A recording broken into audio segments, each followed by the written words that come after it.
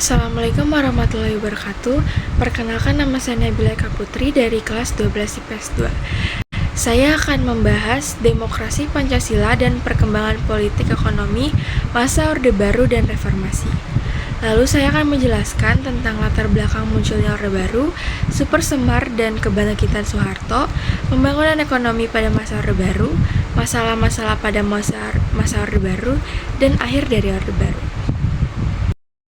Yang pertama, latar belakang munculnya Orde Baru.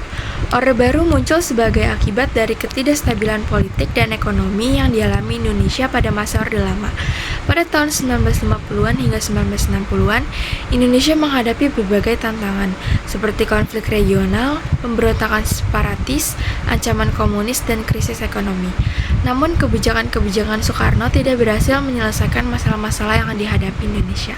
Malah, kebijakan-kebijakan tersebut menimbulkan ketegangan antara Soekarno dengan Angkatan Bersenjata dan Partai Komunis Indonesia, yang merupakan dua kekuatan politik terbesar saat itu. Peristiwa ini memicu reaksi keras dari Angkatan Bersenjata yang dipimpin oleh Letnan Jenderal Soeharto untuk menumpas PKI dan simpatisannya dengan cara yang brutal dan berdarah-darah. Peristiwa G30 PKI juga menyebabkan menurunnya kepercayaan rakyat terhadap Soekarno yang dianggap tidak mampu menjaga stabilitas dan keamanan negara. Lalu yang kedua ada Super Semar dan kebangkitan Soeharto.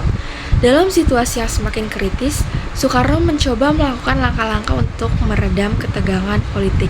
Salah satu langkah yang dilakukan adalah mengeluarkan surat perintah 11 Maret 1966 yang menyerahkan sebagian wewenang Presiden kepada Soeharto sebagai Menteri Panglima Angkatan Darat dan Panglima Komando Operasi Pemulihan Keamanan dan Ketertiban. Mengadakan pemilihan umum pada tahun 1971 yang dimenangkan oleh Golkar dengan perolehan suara sebesar 62,8%, menetapkan pedoman penghayatan dan pengamalan Pancasila sebagai ideologi negara yang wajib diikuti oleh semua warga negara.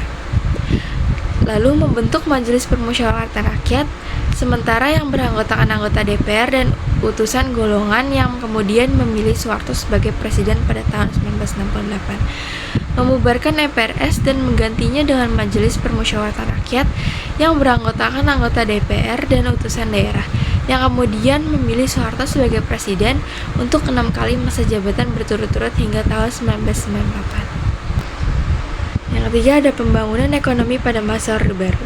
Salah satu prestasi yang dicapai oleh pemerintah Orde Baru adalah pembangunan ekonomi yang pesat. Kebijakan ekonomi yang liberal dan pro-investasi yang mendorong masuknya modal asing dan swasta dalam berbagai sektor ekonomi. Pemanfaatan sumber daya alam, terutama minyak bumi yang memberikan kontribusi besar bagi pendapatan negara.